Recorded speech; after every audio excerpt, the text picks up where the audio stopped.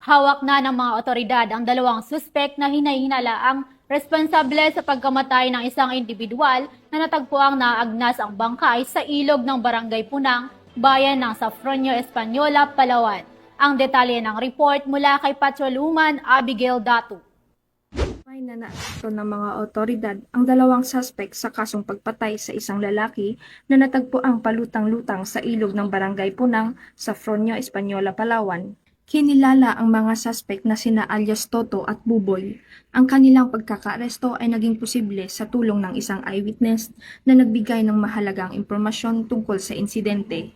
Batay sa investigasyon ng Española Municipal Police Station, pasado alas 7 ng gabi noong ika-11 ng Hunyo taong kasalukuyan, magkakasamang nagiinuman ang mga suspect, ang biktima at ang testigo. Sa pagsapit ng bandang 12:30 ng madaling araw, nagkaroon umano ng mainit na pagtatalo sa pagitan ng mga suspect at ng biktima na nauwi sa pananaksak at pamamaril na agad ikinasawi ng biktima.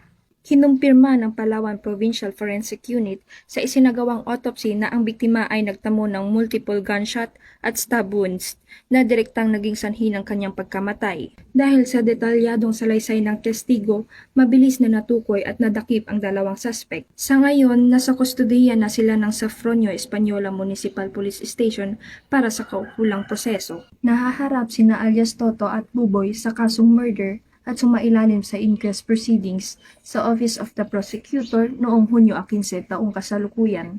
Ang agarang pag-aresto sa mga suspect ay patunay ng dedikasyon ng mga otoridad sa paglaban sa kriminalidad at pagpapanatili ng kapayapaan at kaayusan ng komunidad. Mula dito sa Calapan City, Oriental Mindoro, ako po ang iyong Police News Network Correspondent, Patrolwoman Abigail Datu, alagad ng batas, tagataguyod ng Balitang Pulis.